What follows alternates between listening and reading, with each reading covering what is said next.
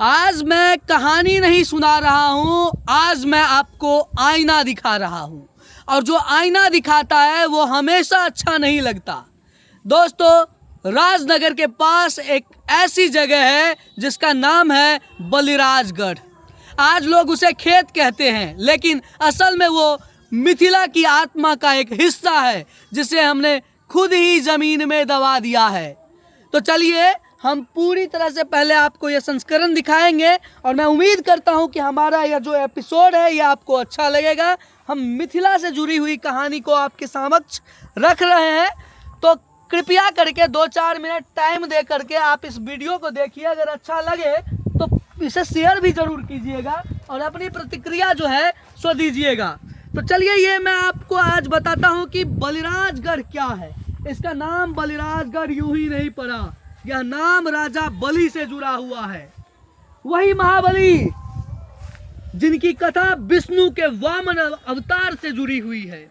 दोस्तों, जो दान में 3 पग जमीन दे बैठे, जिनका त्याग आज भी धर्म का आदर्श माना जाता है, आज मैं आपको ठीक उसी जगह पे लाया हूं और आपको दिखा रहा हूं। देखिए चारों तरफ, ये आज भी उस समय की निशानी है, उस समय की आज भी ये एक पुकार है जिसे आप देख रहे हैं स्टैंड विथ मिथिला के माध्यम से। तो दोस्तों, ये जो जगह है ये अपने आप में अति विशिष्ट है, जिसे आज के समय में चाहे आप अतिक्रमण कह लीजिए, चाहे आप कह लीजिए कि हमारे द्वारा भूला गया ये जो कुचक्र चाल है, इन सब चीज़ों के वजह से ये इतनी बड़ी स्थान, इतनी सुंदर पावन स्थान जो है सो मिट्टी में दब गया है। मिथिला की लोक परंपरा कहती है कि बलि का प्रभाव सिर्फ केरल तक सीमित नहीं था, उत्तर भारत में भी इनका जो है सो शासन था। तो चलिए हम आपको आज पूरा घुमाते हैं। देखिए पूरा तस्वीर जो आप देख रहे हैं ये बलिराजगढ़ की तस्वीर है, जो कि राजनगर के ठीक समीप है और जहाँ पर आपको हम दिखा रहे हैं कि इतिहास से जुड़ा हुआ वो सभी चीज़ें जो आज भी कुछ न कुछ अवशेष के रूप में मौजूद है। उत्तर भारत में भी बलिराजगढ़ का जो शासन था उनके वंश से जुड़े क्षेत्र में थे। बलिराजगढ़ 19 स्मृतियों का भूगोल है।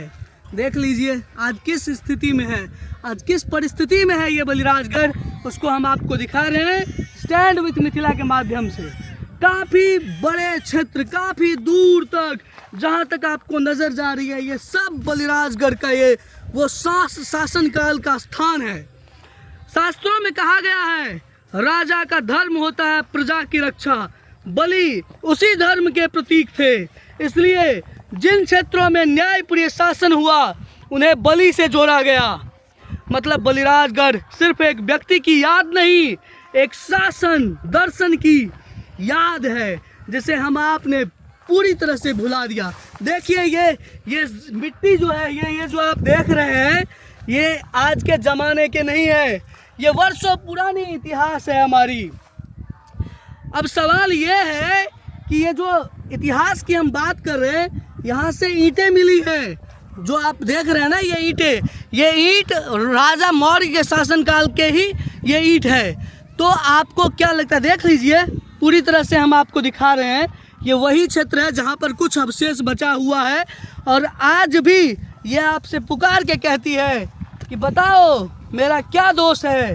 तुम रोम के, तुम इटली के पुराने इमारत को देखते हो, तुम वहाँ की चीज़ों को अनुसरण करते हो, लेकिन अपनी क्षत्रिय अस्मिता, अपनी क्षत्रिय संस्कृति, अपने स्वाभिमान को समझौता कर लिया। तो चलिए हम आपको दिखा रहे हैं, ये देख लीजिए, ये बिल्कुल ऊंची पहाड़ियों जैसा थी कि पहाड़ों पर किस तरह से महल हुआ करता था, उसी प्रकार का ये जो पूरा बलिराजगढ़ है वो हुआ करता था। देख लीजिए दूर दूर तक, आज इसको बाउंड्री वॉल करके किसी तरह से घेर दिया गया है, लेकिन आप देखिए जहाँ तक आपको सामने दिख रहा है ये सब अभी भी इमारत जो है सो बलिराजगढ़ का है। अब इतिहास की बात करें, यहाँ से ईंटें मिली, यहाँ पर आज के समय में भी ये जो है सो चीज़ें उपलब्ध है, देख सकते हैं आप आकर के। अगर आप मधुबनी ज़िले के रहने वाले हैं तो आप देख सकते हैं। इसका मतलब यह हुआ कि जगह, ये जो पुरानी जगह है, ये कम से कम 2500 साल पुरानी बसावट है। और ये देखिए उस साइड देखिए, आज के समय में इसको यहाँ पर खेती किया जाता है और इसको मिट्टी में दबा दिया गया। ये पूछती है, ये जगह आपसे पूछती है कि क्या हमने क्या ऐसा गलती किया। यह कोई गांव नहीं था, यह एक प्रशासनिक केंद्र था, नगर नियोजन था। यहाँ पर लोग बसते थे, यहाँ पे घर होती थी, नालियाँ थी, परकोटे थे, इसलिए इसे गढ़ कहा गया है। अब सवाल है कि हमने इसे क्यों खो दिया? क्योंकि हमने इतिहास को पूजा नहीं, इस्तेमाल किया। हमने विरासत को संपत्ति समझ लिया। हम कहते हैं सरकार कुछ नहीं करती, लेकिन सरकार से पहले समाज मरता है। हमारे गांवों में लोग अपनी ज़मीन बेचते हैं, लेकिन अपनी पहचान बेचते हुए उन्हें दर्द नहीं होता। आज बलिराजगढ़ खेत है, कल सौराठ होगा, फिर अहिल्या स्थान होगा, फिर जनकपुर का कोई कोना होगा, और फिर हम कहेंगे कि मिथिला की पहचान क्यों मिट गई? क्योंकि पहचान बचाने वाले नहीं बचे।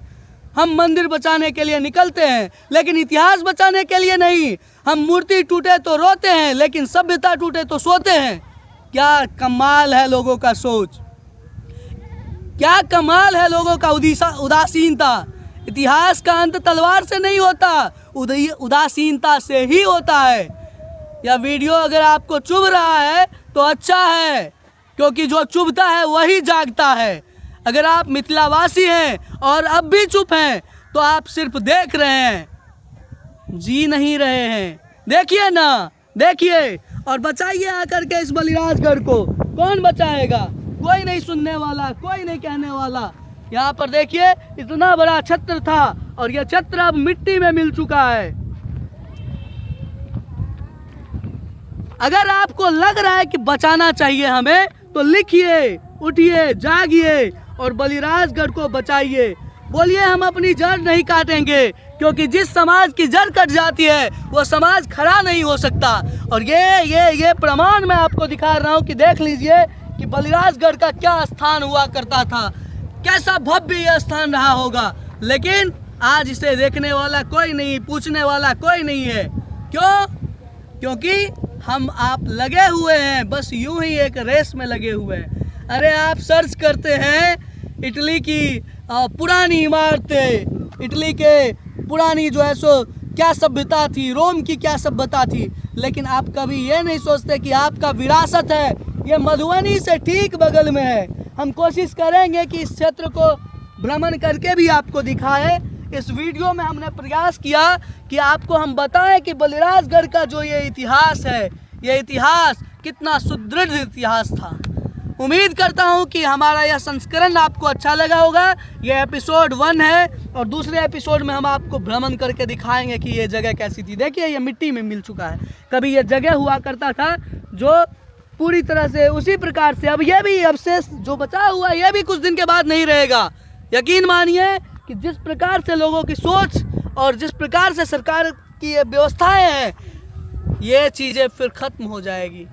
क्योंकि जो भी सरकार आती है वो ऐसे ही टाइम पास करके, घोषणा करके निकल जाती है। उम्मीद करता हूँ कि आप सब मिथिलावासी थोड़ा बहुत जागृति दिखाएंगे और हमारी प्रयास से ही सही, लेकिन जागेंगे।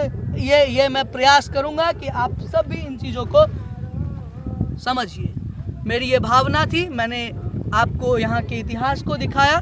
अगर आपको अच्छा लगा हो तो ज़रूर इसे दूर तक शेयर करके अपनी प्रतिक्रिया को ज़रूर कमेंट कीजिए और साथ बने रहिए। नमस्कार, जय हिंद।